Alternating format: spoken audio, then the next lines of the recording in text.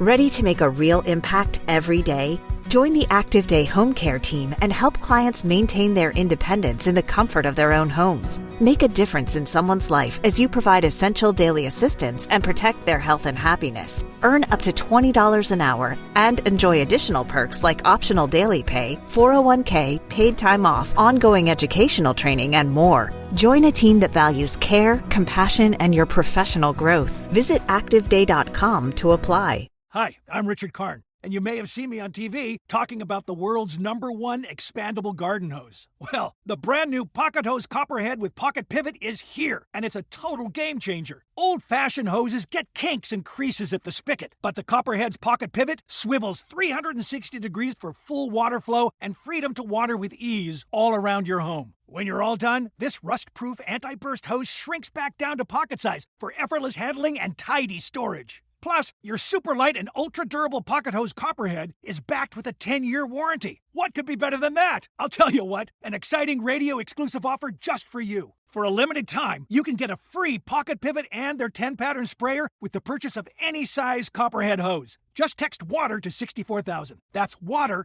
to 64,000 for your 2 free gifts with purchase. WATER to 64,000. By texting 64,000, you agree to receive recurring automated marketing messages from Pocket Hose. Message and data rates may apply. No purchase required. Terms apply. Available at pockethose.com/terms. Stop right there. Yeah, you. If you like all things entertainment, current events, or Hollywood, then look no further. Creator to Creators, hosted by director Meosha of Horror Noir, interviews filmmakers and creatives from around the world. Join in on the fun, guest celebrities, and informative information to have as a creator. Hit subscribe and stay connected to Creator to Creators. Hi guys, welcome to another episode of Creator to Creators today. Today we have a special guest. Hi, how are you? Good. I'm McLeod. How are you doing? I'm fantastic. Thank you for coming on the show. This is great. Absolutely. Thank you for having me. Of course. So I like to open up the show or this conversation and kind of talk about where it all started. Like, how was your childhood? What was that like growing up? What was your childhood like? It was very turbulent, unfortunately, and there were a lot of hills and valleys and ups and downs. So it wasn't an easy childhood at all, but there was a lot that I learned from it. And now that I'm on your show, I'm really touching back to that part of the creativity of, because the childhood was like this, I was able to tap into my imagination and my creativity to kind of draw away from what was going on around me. If that makes sense. No, that's beautiful that you tapped into that. I wonder how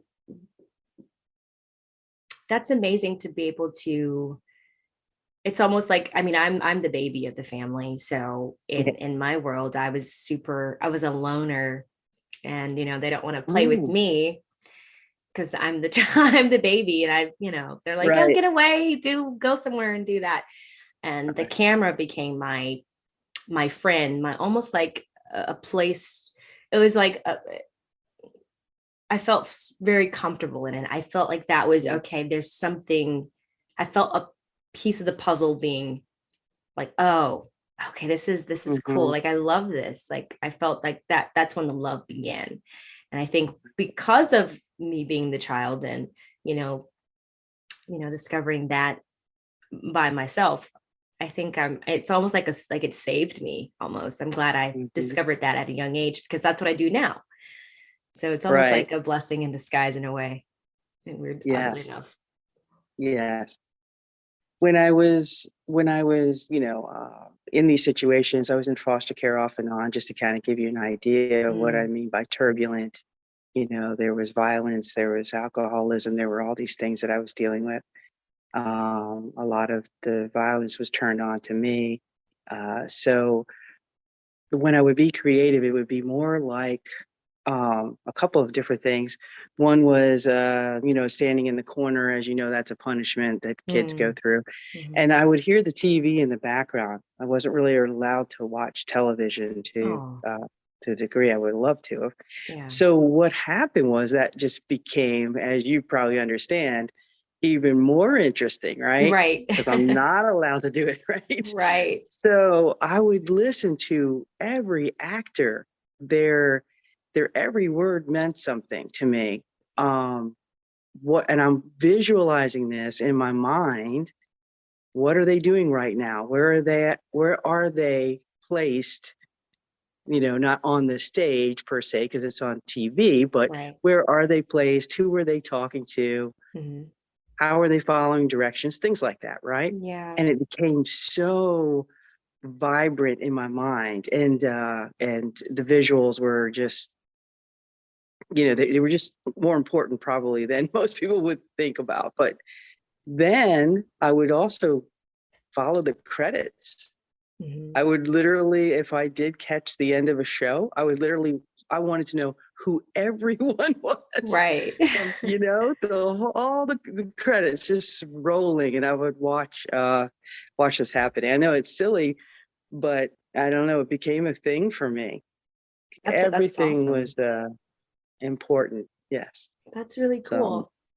So even at that age, that became super important to you. As you got older, how did you find yourself moving in more into the creative side of your life? What was your, how did you get out of that and not become, there's a lot of people that, I know a lot of people that kind of, for lack of a better word, became a statistic almost you don't want to go down this path because, through situations or things in life that kind of pushes you down. I know a lot of people some people didn't get out of that situation and maybe are still in a situation in a way back. I look back at some of my friends that I grew up with, and I knew I don't want to go down this path because if I do, this is going to be the outcome of my life. What did that look like for you? Okay, I don't want this. I got to do something else. Right. I wound up going into the service. Nice. Because I was, I was homeless at 18, and I wound up in that situation. So I wound up going in the service, so a different direction, and that's a whole other story for another time. But because that's all heavy. But I do remember that I consistently wanted to be in the creative world. So when I did get out of the service, let's just fast forward to in my 20s. I lived in New Jersey, right across from New York City. So of course it was very available to me, right? So I jumped on acting classes in Times Square in the Actors Equity Building. Nice. I think it was called TBI Studios. Anyway, so I would take classes there, and every chance I got to even be on a stage was just amazing to me. It was like electric, going through me. It was that's where I need to be. Yeah.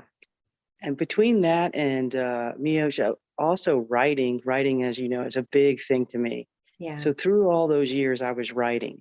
Nice.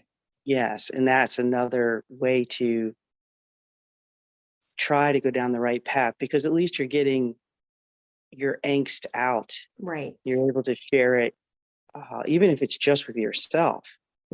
As a journal. I mean, that's still writing, that's still therapy in its own way. And I think that was a big turning point for me too. That's amazing. Yes. Not let go of the memories, but not be bitter either. I think that's what made the difference between, being a bitter person over it, or I can pay it forward. I can work on this. I can get through this and figure it out. Yes. That's beautiful that, to have that outlook, and like you said, it could, bitter. Sure. That's easy to take that route. Right. But of course there's, and I think it just takes, it's a certain type of person it takes to rise above that. I mean, everyone's capable, but not everyone does it. Right.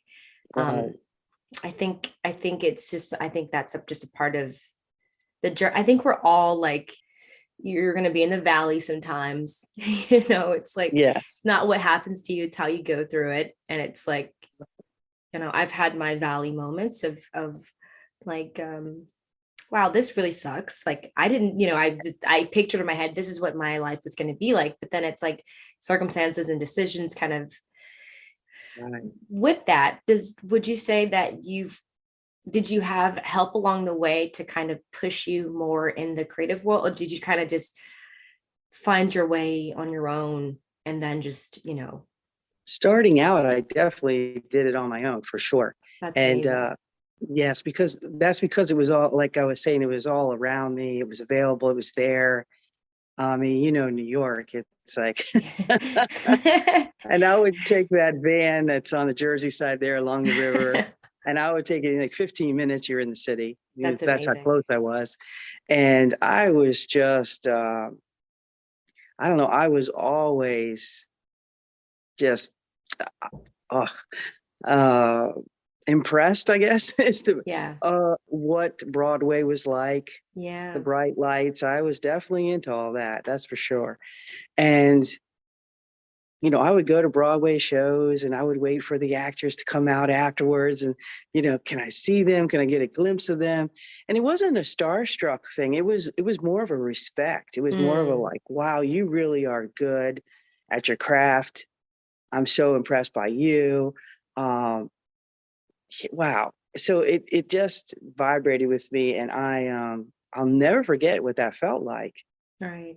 Julie Andrews, I love her. after Victor Victoria, or I wasn't even in the show, and Julia Roberts had come out from another another show next to Avenue Q, which was the show I was seeing. Nice. And just seeing Julia Roberts and how everyone responded to her acting.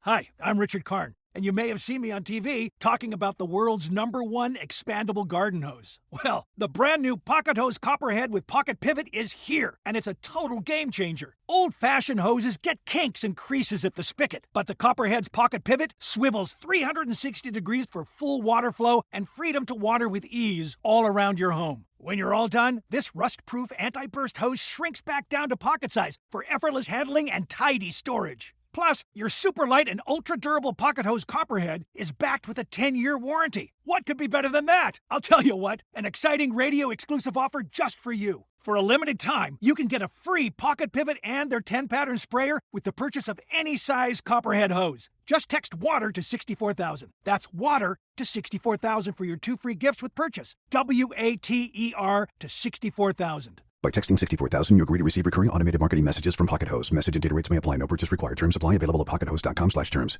I did not see that show, but obviously everyone thought it was fantastic. Right. And just being around that, was just inspiring.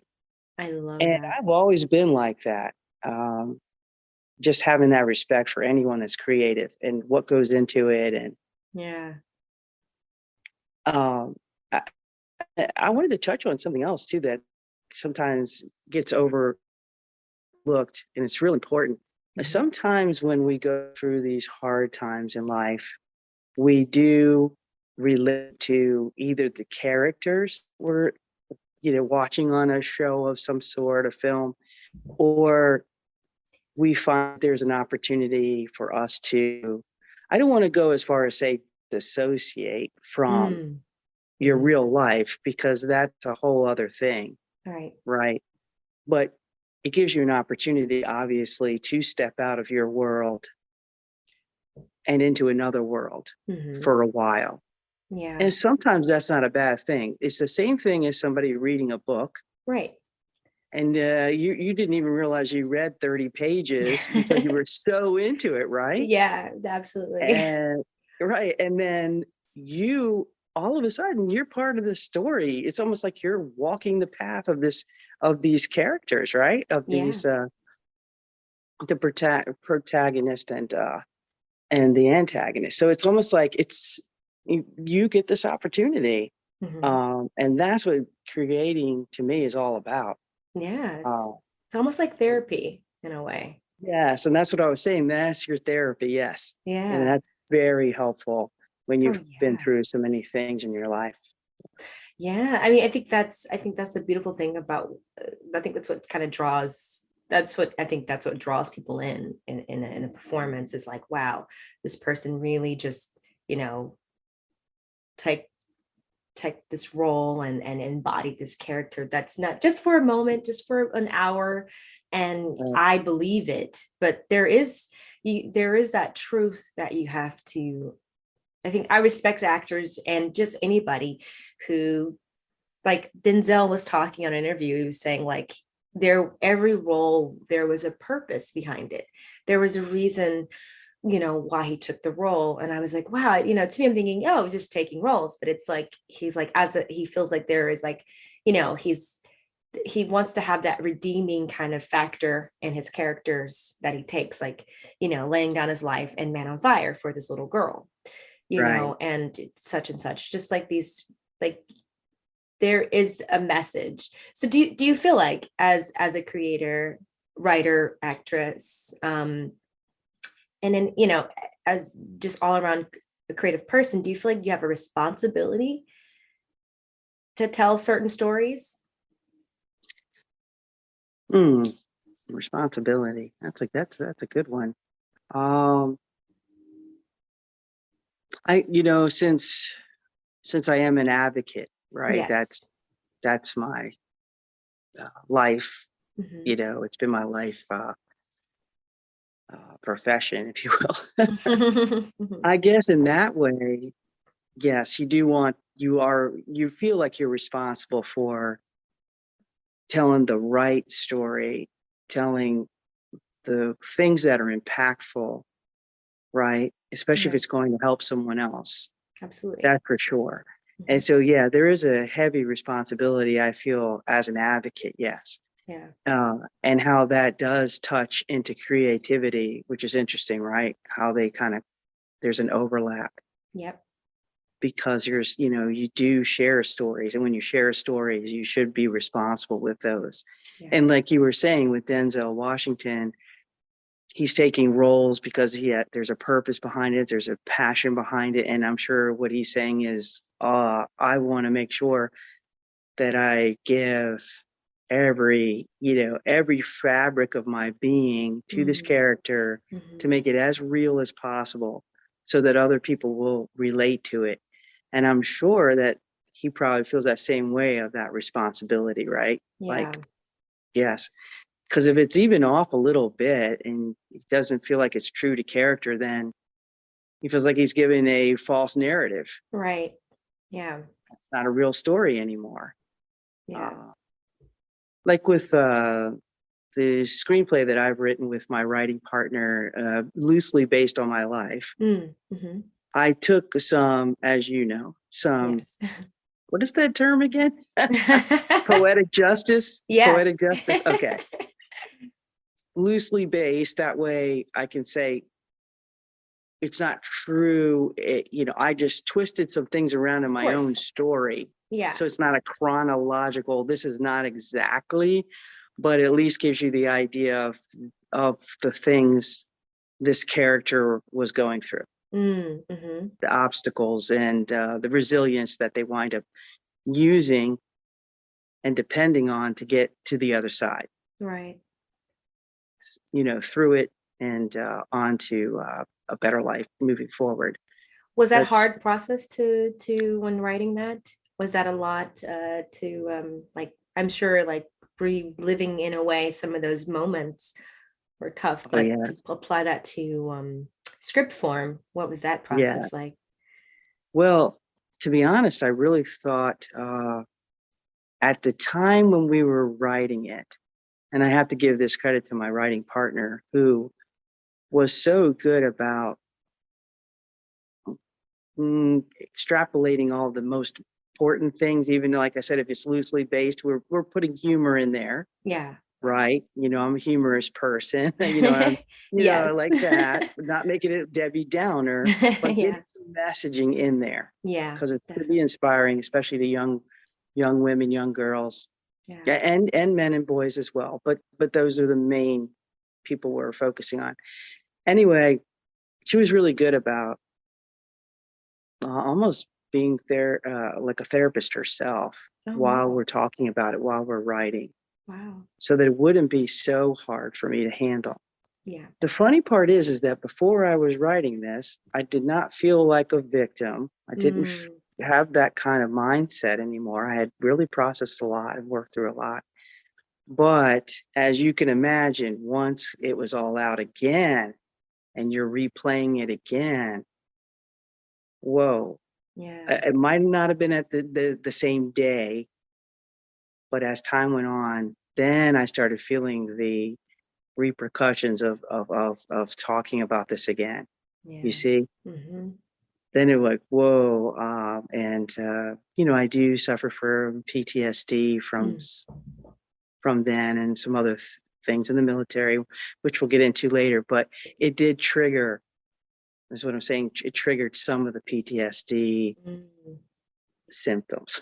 I see. Wow. Yes. Isn't that something? That is. So on one hand, it was therapeutic.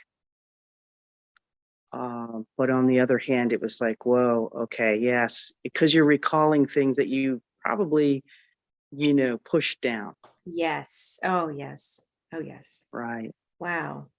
Yeah. So I That's do tough. give kudos to anyone that writes an autobiography or Same. even shares, right, with someone who writes a biography, you Yeah. see, because that's not easy.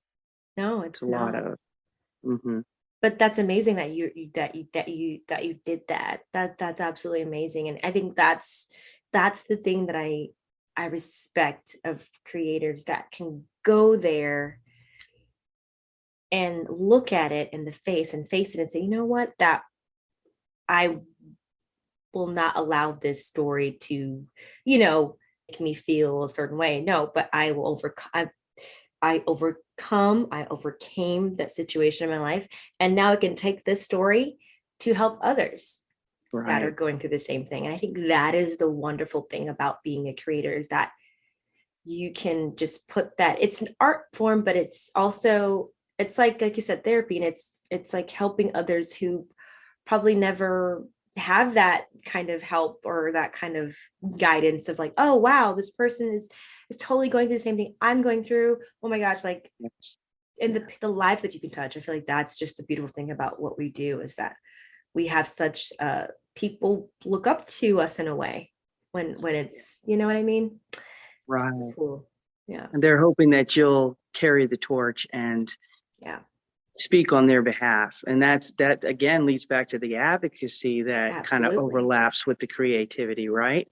Yeah. Please talk about that. Like, you're an activist, and for the LGBTQ community, and all other kind of things that you've have done. You have a lot that you've done. I mean, I can't even imagine. I'm like, I think what I do is so much work. My friends like, Meosha, I'm like, I'm tired. Like, so I can't imagine like all those things that you've done in your life. Like, wow, how did that happen? How did you get involved in that? Like, Well, with the military being what it was, this is the late 80s, and they had I think it was called the Military Readiness Act, which was basically, you couldn't serve at all if you were homosexual. Okay. right. So Yeah.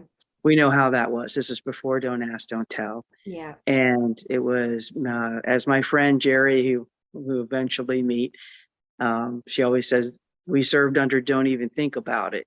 So totally different Yeah. mindset. And so, they had, of course, investigated my background, and, I had been in foster care. I had been in a group home. There was psychological counseling, treatments, blah, blah, blah. So they were like, oh, you didn't tell us this. And it's like, but I told you I was in foster care. Right. And it was like, well, we didn't know any of this. There was a misdiagnosis in there because of PTSD. Back then, I don't think anybody really even knew that much about PTSD. So they had misdiagnosed it as borderline personality disorder. Oh wow. And I found out later that is something that happens quite a bit. right? Because they don't understand PTSD. So there's some similarities. Gotcha. But boy, let me tell you, when I got my records, my military records after all of this, I didn't know this was in there. Wow. Imagine, I'm 19, 20 years old. I open these records and there's this and this misdiagnosis. I'm like, what is this? Nobody ever told me this. Yeah. What is this? What is that? Then, I had been followed off the base.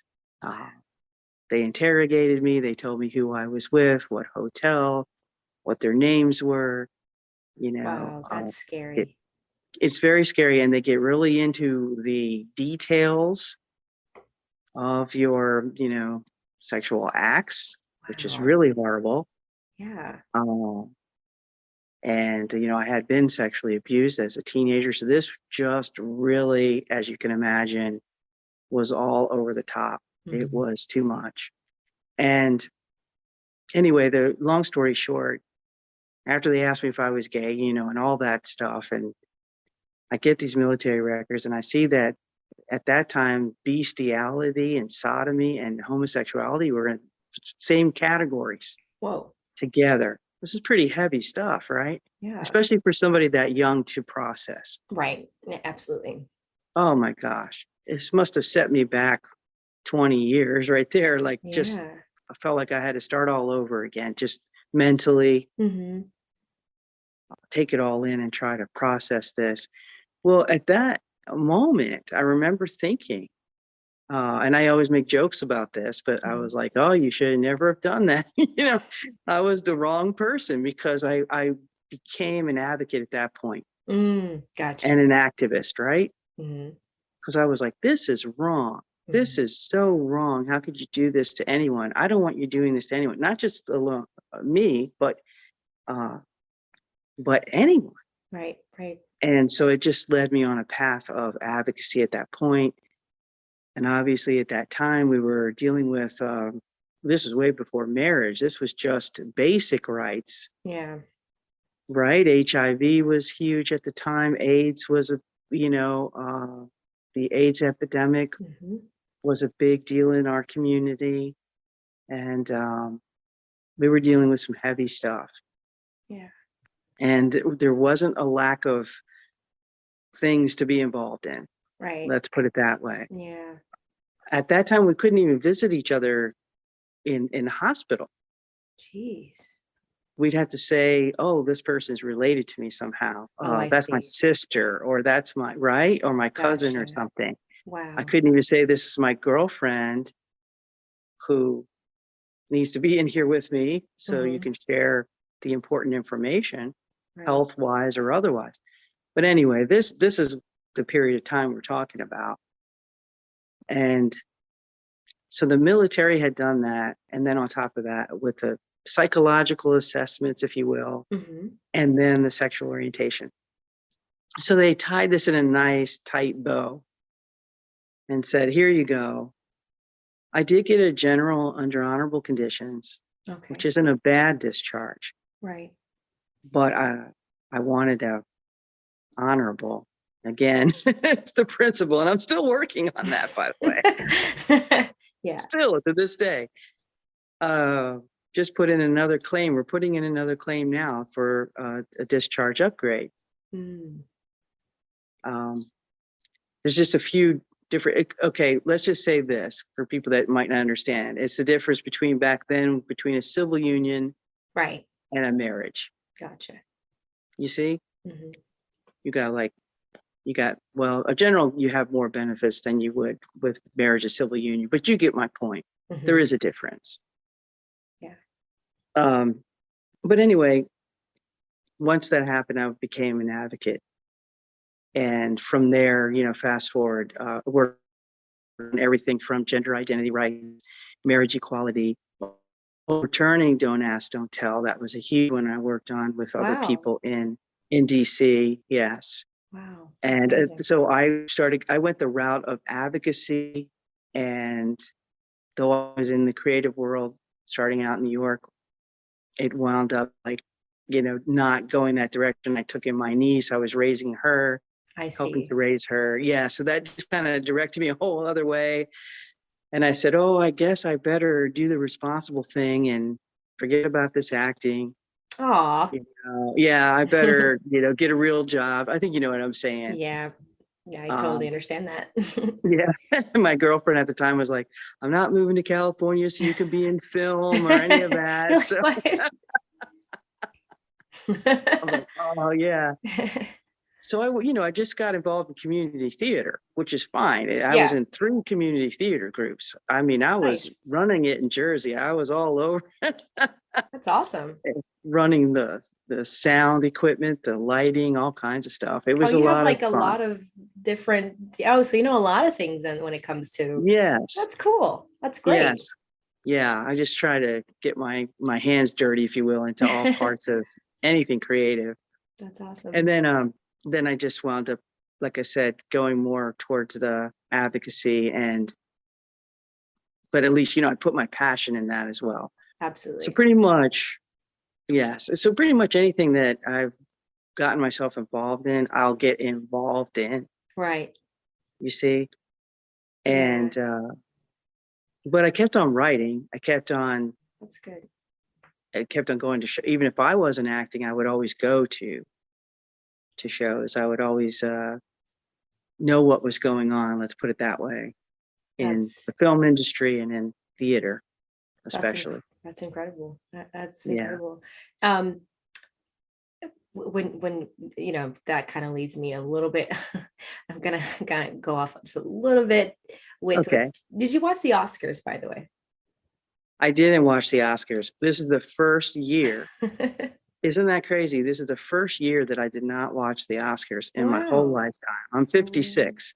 So for me to Wow. say that, I can't believe I didn't. Of course, we know what happened. I mean, that Right. was That was incredible. Now, yeah. I watched it, and Okay. there were other things that happened at the show that I can also talk about too that we kind of overlooked, but because it was overshadowed by that headline of Will Smith. Right. Um, do you think that okay, I get that he's an actor and he's like the nicest guy, right? He's like the Right. nice guy in Hollywood. And Mhm. do you write him off? Like, I've been reading articles, people write him off and say, oh, he's no longer a great actor. He's Oh my done in my goodness. book. I'm done Right. with him. I'm just like, whoa, it just happened. Like, we just witnessed, I think, a meltdown almost. I think Right. we kind of witnessed someone Hmm. who hasn't checked in or definitely going through something to Right. have done that. Right. There's something I think Hmm. going on that's not, definitely is healing somewhere. Yes, Right. Oscars, it shouldn't have happened there, but I've been reading articles and people chiming in saying that, oh, they're on the hate train of him and how he should never work again. But I'm like, but there's other things that has happened in our industry that has been overlooked, that we kind of forget about, Right. so it's like, I feel like we're living in such a world that it's like, if the majority says this is what you should believe. Right. That almost like a cancel culture society where it's like, if you believe differently, then you're the bad person. If Right. you're not, do you know what I'm saying? And what do you think that's right? No. No, not at all. Oof. Yeah, this was pretty heavy. This kind Yeah. of hits, as you can imagine, hits home for me. Yeah. As boy, it's not an easy one. No. I could relate to both sides, and I'm one of the people that could see both sides of this. Yeah. I saw, like you said, I saw Will Smith as someone who is definitely dealing with something. Yeah. And I'm not going to guess. I could see that there's things there that are probably still raw that he has not dealt with. And you and I just discussed this, right? Mm-hmm. What happened when I was writing? I was writing and some of that came back Right. and it re-triggered. And so something happened that night with what he heard Chris Rock say. Something got him deep. There was a gentleman that I saw a TikTok video, and he had said, I wonder if it's this. And I thought this was very interesting. And he put this out on TikTok, and he read this excerpt from Will Smith's biography, or autobiography in that case. Yes. And it said that when he was 9 years old, he watched his father hit his mother so hard on the head that she spit out blood. And he was 9. And what did he say? He said, oh, I was a coward. I didn't help her. But he was 9. You and I know there's no way a 9-year-old should take that responsibility. But when you're a child and you go through something like that, you know, you do internalize it as, I should have been the protector. Right. I should have protected one of my parents or both of my parents or whatever. And, you know, him being a little boy, he probably had that feeling of, you know, I'm the man of the house, you know, the way they used to say that, and they might still say that. And he probably took that extra responsibility. So now if we fast forward, now we have somebody in his mind, we're not saying whether it's true or not. I'm trying to be as neutral as possible in this because I don't know who's thinking what or what. But let's say in his mind, he's hearing Chris Rock say something that triggered him with like, oh, you're talking about my wife. I'm not saying this is true or not, but what if it is? Right. Yeah. What if that gentleman's right? What if it triggered and he said, hey, now I have to protect her because I didn't protect my mom? It could be something that simple. And he lost it. He literally lost it. So you know what, Meosha? And before I say this, and then the Chris Rock side, I can totally understand his side as well. He feels like he's saying something very innocently and funny. You know, he found the humor in it. Whether people agree with his humor or not, that's a whole other thing, because that's subjective, right? Yeah, it is. Humor is subjective. So he might have innocently, you know, thought, okay, I'm just making this joke. Right.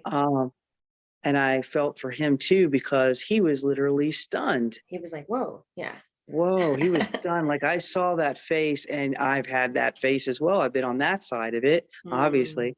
So I saw that he was stunned, and then I felt really bad for him because he's there by himself trying to figure out, what do I do now? Yeah. I got to move this along, but it's got to hurt. Like, I mean, and he's a man. He's probably like, I can't cry. I can't respond to this. I got to take what do they say? The higher road, the high road. Yeah. So I could see it from both sides is what I mean. Yeah. But no, I agree with you that you can't wipe out Will Smith's acting. You can't wipe out Will Smith as a musician, as a rapper. You can't wipe out who he is creatively because he did something, unfortunately, that is going to really affect him, have an impact, and affect a lot of people. But that's my thing. I think that part of it is that a lot of people look at actors and people in higher positions as like guidance or a way to be, or like, I look up to you. So if you mess up, or it's like, and then it's like, you can't mess up.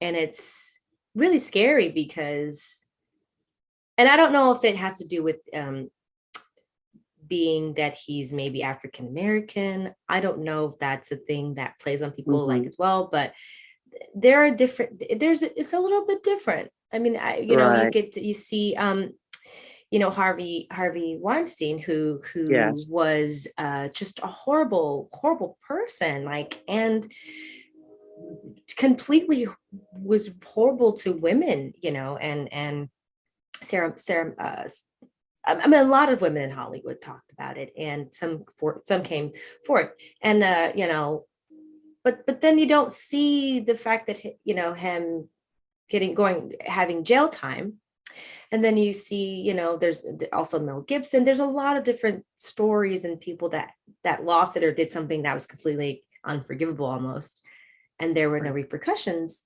And then it's like, he slaps the guy, which is horrible. It's horrible that he did that. Yes. But it's not like, so it's like we weigh certain things, it's like, well, that's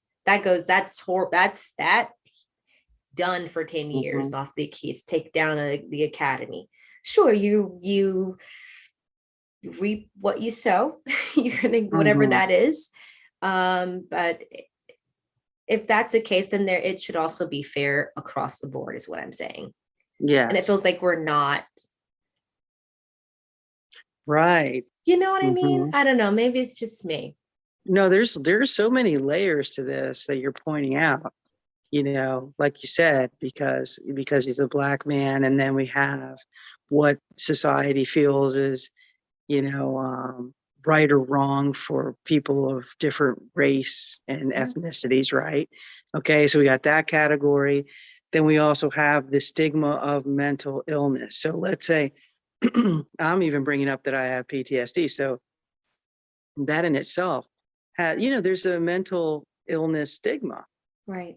If you have anything, and that's unfortunate. You're talking about people that have dealt with some horrific things in their life. You can't expect them to get up and, brush it off and everything's fine and it never impacted them. Yeah. That's not how it works. Yeah. So that he went through some things, obviously, if he wrote that in his autobiography. So there's some things there that he's dealt with.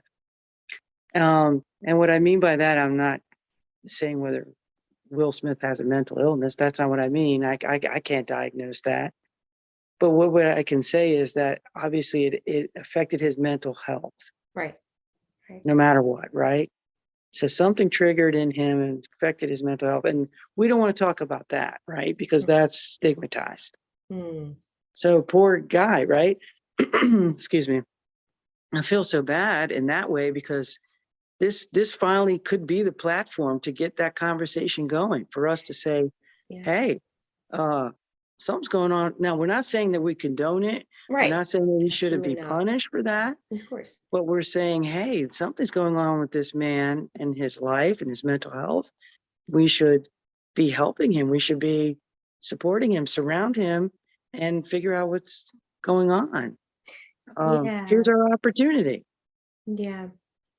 I just wish the society was less bullies. It's like, yes. I feel like we are so quick to judge,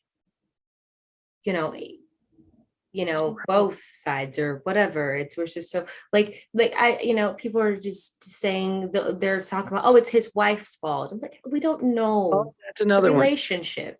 It's like people go through things. That's how I look at it. And yes, it was unfortunate. Yes, he's, he took down, good for him for wanting to say, and he said he's gonna, get help. Good for him. And I hope he does. That's how I look at it. Like what Denzel said, like, who are we to condemn? We can't condemn because we're all going through things. Right. Certain level. That's just how I see it. Yeah. But you just brought up something else. So I'm sorry if I got excited before, because you brought up something when you were saying that about his wife. Yeah. There's the other category that we haven't got to. We already know that's coming. Yeah. That's sexism. Right. That is sexism. I'm sorry, but that is what that is. We cannot blame a wife or a husband for something that a person's doing. You see? In other words, their relationship, she can do whatever she does. So I feel like with the blame towards her, this isn't about Jada Pinkett Smith. This is about any woman or any man that's being blamed for an action of someone else, right? Yes, there could be reasons why that happened in their relationship and what led to this slap. I get that. But we have to be real careful because it falls into sexism at that point. Those stereotypes of there's someone manipulating this person behind the scenes. Here you are. Okay, now they're a puppet. It's like, no. that's when we do have to take responsibility for our own actions, right? Absolutely. Can't blame someone else, even if it's true. Right. Even if it's true, Yeah. even if you say, okay, yeah, she tends to manipulate. She tends to do this. I'm not saying Jada Pinkett Smith. I'm just saying in Right. general. Yeah. She tends to do this. He tends to do that. Okay, we get it. Yeah. But we also have to take responsibility. Absolutely. For example, and I'll just say, and I'm sure my ex will be fine with this, but let's say in a relationship, yeah. we saw things differently. Yeah. Okay, and I felt like, okay, this person might be critiquing me a little bit too much or a little bit more too critical, and I can't handle that. When I was younger. But guess who has to take the action? I do. If I'm not comfortable with the way I'm being treated, if I'm not comfortable with the way I'm being perceived by my friends who are like, you think that's a good relationship for you? You see? Yeah. But the ultimate decision is mine. Right? Right. So we have to be careful of that, because I tell you, that just screams sexism to me. It does. Just right to her. She's the target. Look what she did. Whatever, in other words, whatever, Meosha, whatever they do in their relationship, which I don't know. I don't know why they're public about it. You know what I mean? Yeah. Yeah. And then there's the double edge on that too. Okay, we get public about it because then we get to share that these are also alternatives to relationships. That's good. You're informing people. Right. On the other hand, when you get personal, then it's ammunition that's, you know what I mean? Absolutely. That fuels other people to like come. Yeah, exactly. And it's like we have to deal with both sides, because it's like we can't, especially, when we, like you said, when we put our life out there and whatever we share, we have to also understand that there's another side to that too. There's going to also be the people that are going to, say, oh, judge it and say this and this and this and nitpick at whatever you're doing or the decisions that you make for your life. But that's just a part of it. I think that comes with being anywhere in the public eye. If whatever you share, someone's going to say something. There's not always good reviews. Right, exactly. And then in this case, because you were talking about race as well, what is the concern? The concern then would be, the stereotype of the angry Black woman, right? There it is. We know that's another stereotype out there. Very much. Yes. And then you don't want to go down that road and then have it. The conversation is going to twist and turn away from the real issues. Yeah. See, then it becomes, again, it becomes about the race issue. Especially, oh my goodness, I saw some of the comments too. Yeah. Okay, what if we switch? Okay, what if it was like you slapped a white man or a white man slapped the Black man? All of this. It's good that the conversation's going on and people can talk about these things, but yet at the same time, it's like, are we really getting anywhere? We're not. We're not, right? Yeah, I think the only way we can get somewhere is, yes, to have a conversation, but there has to be changes. Like, again, right. He stepped down. He's not going to be able to come for 10 years to the academy. So I guess I think my question is it okay in the other sense of, like Kevin Spacey, they said that, after the whole thing that happened with him, and I don't know what happened. I haven't really followed the case, but I heard about what happened that he did to these, supposedly these like little boys. And he wasn't acting for, like he stopped acting. And I was like, oh, okay. So in that sense, like that's good. So, but Harvey and those, like, there's a lot more people in positions that are not taking down, or not even just taking down, but are not in serving jail time. Because if that happened if I did something like that, or just anyone else, I think regular society who are not at his level of money, probably would spend a lifetime in prison.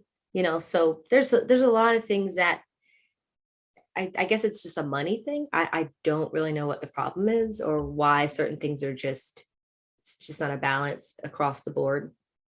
Right. for everyone. But Right. And that's why you got advocates in the world. thank That is you just so keep much. right. Right. To just keep on, it's a long process. It is. And breaking down these stereotypes is a long process. Yeah. But I just don't want it to go down that road. I think that's what really bothered me the most, is that people were definitely off kilter. Like they were, like you were saying, they're going off on all these other tangents. Yeah. And it's like, no, here's what the real issues are. Mm-hmm. And it just breaks my heart that, like you said, I don't know about the academy and what they feel they're accomplishing by him stepping down. I guess they have to say, hey, we Something. are holding him responsible. And I understand that. Yeah. Yeah. So to be honest, I don't know what the outcome was. So are you saying they said 10 years? Oh yeah, he can't come back to the academy for 10 years. Okay. So that's, I guess, for the assault Okay. that he did. So they're saying he can't be in attendance at the academy, or his movies can't be.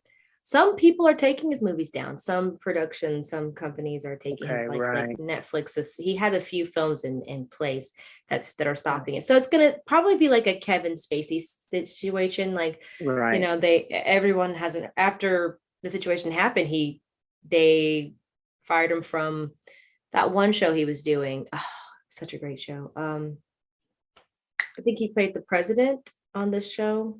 I can't remember the role that he played. It's fantastic show. But he, after that, the allegation came out about what he was doing, he was no longer part of the show, and then no one heard from him. He lost a lot of his deals. But I don't know if he's still a part of the academy. But I've seen something on his IMDb. He did make a few movies lately, so. Okay. I don't know, like the rules, you know what I mean? It's just really, it's confusing is what I'm saying. It's very confusing world out there. It is. Hey, it's an industry. It's a weird industry. Yes. And I think that this is my opinion, yes, he did an apology. I know that he made an apology to the Academy and Chris Rock. I'm wondering if maybe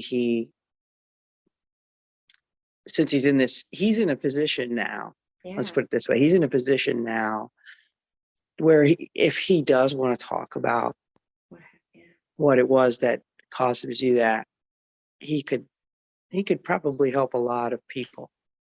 I think he will. Yes, and it seems like that's the route I think he would take through his own healing process. Yeah. And that could be impactful for many people. And he has the platform now to do that. And I think he should take advantage of that. And maybe someone like this, who's of that caliber, because like you said, people are following actors, whether we think they are role models or not. Yeah. Obviously, there's people that, do follow them. So like if he took advantage of that right now and said, hey, let me share with this new audience, which is going to be people who want to know what happened and why. Yeah. He could be really helping, especially like I was saying, with mental health. Yeah, definitely. And at least in this case, we saw, boy, it's not that hard to break down, of course, if things are going for a long period of time and they've added up, and again, just being public figures like that, it's gonna happen at some point or another. Yeah. And it's a lot. It's a lot, right? And to answer like earlier what you were saying, I think that what changed in our society also is got a real strong opinion on this. Once I don't want to use the word allowed, but once we offer this opportunity for people to anonymously have their say, on the internet, on these message boards, all these places where people can just say whatever they want to say without being held responsible. Once this started, it changed everything. Oh yeah. Right? Yes, it did. And then I just see the cruelty coming out. Yeah, it's crazy. Right? Yeah. Yes. And that just really bothers me. On the other hand, as an advocate, well, good thing is you want to know what other people are thinking. If their opinion is not yours, you want to know where they're coming from. Yeah. So you know what you're dealing with, right? Right. Okay. And then it's more overt rather than covert. And we want that because then we're like, okay, now we know how people feel about this, and this. And now we know how to approach it. Absolutely. This could be one of those situations that this way could be helpful for us. Yeah, I think that's really important to even like to have a healthy dialogue back and forth. Even if I don't agree, we can still have a discussion to come to some type of like, oh, now we know. Okay, cool. Like, it doesn't mean you have to believe what I say. But I think that we're such in a world now. It's like, if you don't believe me, yes. You know what I mean? It's like really bizarre. Exactly. And it's like, whoa. Yes. I think that's what Twitter is. Twitter is who's the majority? What's the majority opinion? Yeah. And everybody's got to go with the majority opinion. Yeah. That's what? Really why? It's scary. Scary. Yeah. Like I remember like even that, like when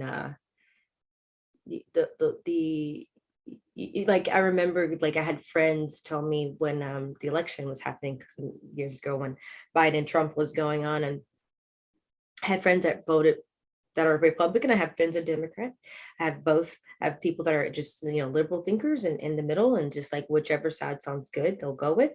But my thing is, when I had a friend that stopped talking to me because I didn't agree with the political party, what they were saying.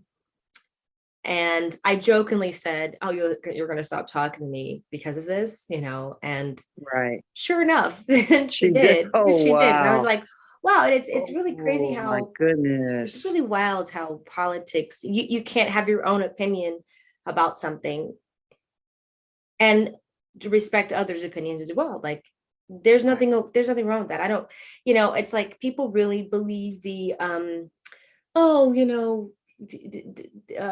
Trump and Biden, they hate each other. And then you see a picture of them playing golf together. And you're just like, guys, like, relax. Like it's a part of the job.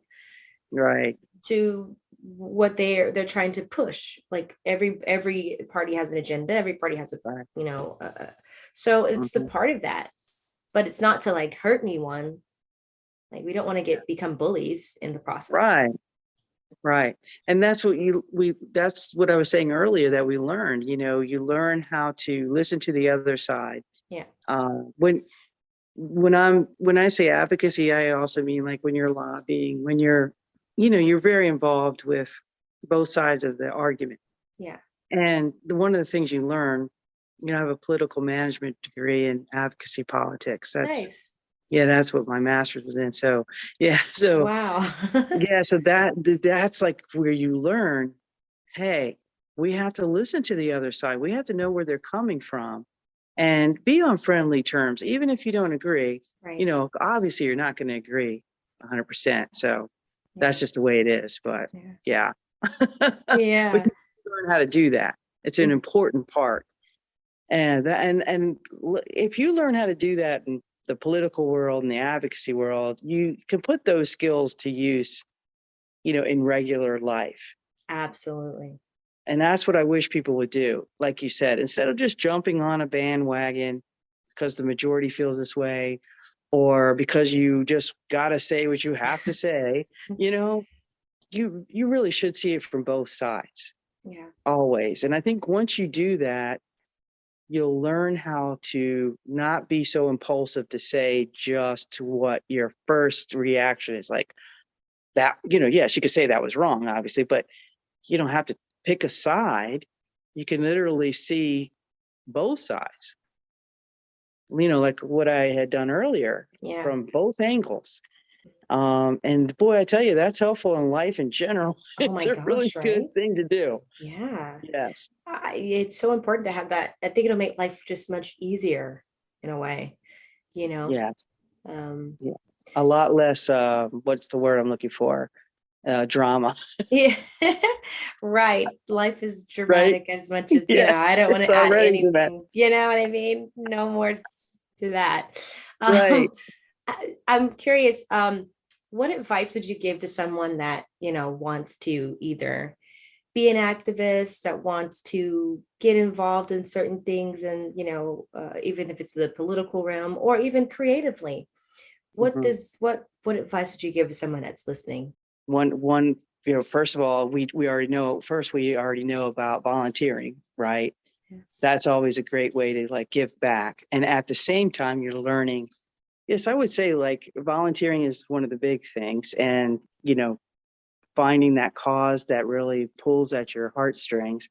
And then once you get involved, you'll meet the people that are also um, holding the same kind of values and principles that you do and are involved in the same level that you are or want to be.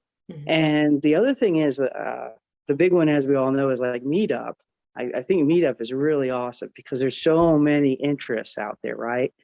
And you just join a Meetup group. A lot of that's free. And you find the people in your community as well as going places and doing things together that pique your interest. So like just recently I was like, oh, this Meetup group looks really fun and I need to get out and do something. And so they went to a Whiskey a Go-Go, as you know, in Hollywood. That's a big deal, right? That's where Yeah, all these musicians get their start. it's the happening And place. yeah, the happening place, right? So it was a Prince tribute band, and he was great. It was Erotic Sid is the name of the band. He was playing a lot of his originals, and I was like, oh, that's great and everything. But where's the Prince music? I'm just waiting, right?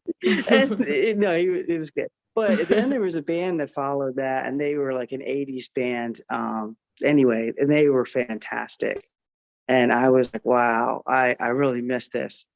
So like for musicians, that would be a great place to go and listen to some bands, maybe network with those bands that are just getting started. Right? That's always a good idea. Meet each other.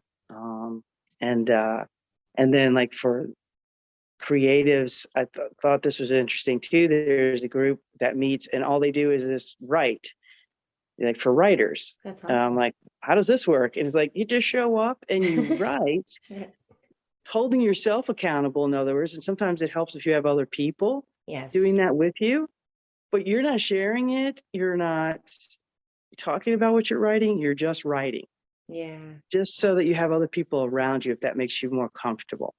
definitely. Or online, you could do it online and you could just write at home, but there's other people online with you writing. I thought that was kind of like, who thought of that? That's, that's different, right? It is.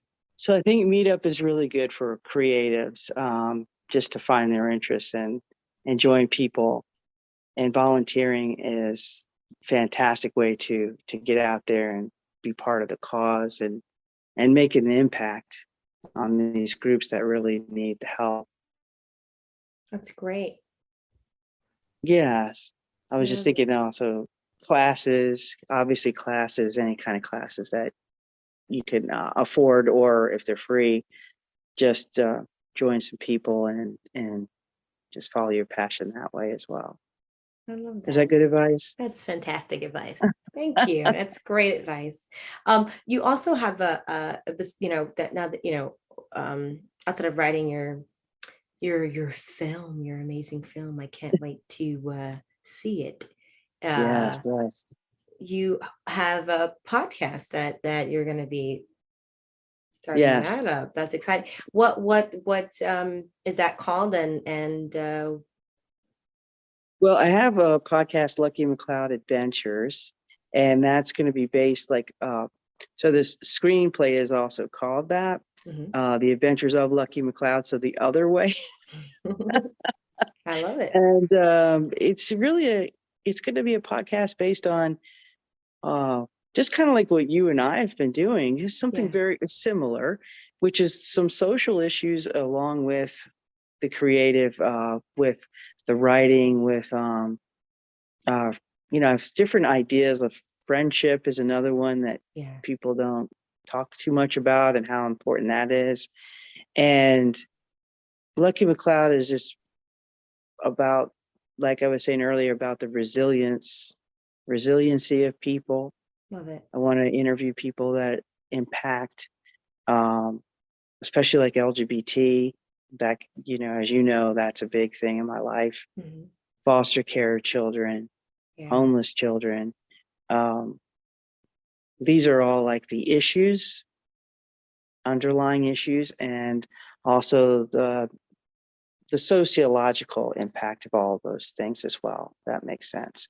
So in other words, again, creating that overlap between the advocacy and the creative, and how that kind of comes together and intertwines with each other. That's exciting. Yeah. That's exciting. Yeah. And well, congratulations on that. Oh, thank you. I can't wait to get that going. Yeah. Oh my gosh, that's gonna be great. Where can people and find you? And you'll be one of the guests on there. Oh, well, thank you. I'd be honored to be on. That's I'd nice. be honored. Thank you. Where can people find you on social media to follow you and like all those things? Oh, okay. Well, I have to get all of that going, but I'm doing this all through Anchor, so I don't have the Facebook page yet. What I could do is send you the links, I guess, that Anchor has attached to them. Okay. Maybe you can be helpful in that way. Yeah. But I have to set up the Facebook page and all those things. So I'm kind of in the early stages right now. Nice. But once I have that, I can send that to you if you want to share with the audience those links. Cool. Yeah, definitely. 100%. Yeah. Also, are you on Facebook? Just your page, so people can just go and like find you and contact you through after listening to No, I'm going to start a new Facebook page for this. Okay. Yeah, Awesome. that's what I'm saying. Yeah. Because this is going to start, this is all new. A new chapter. Let's put it that way. A new chapter starting off. I love it. Well, thank you again for coming on. I appreciate your time. What a great conversation. It was very nice to have you on. Oh, thank you. Thanks for inviting me. Yeah, it was a fantastic show. And I'm sure your audience really loves these conversations because they get deep. I love getting deep.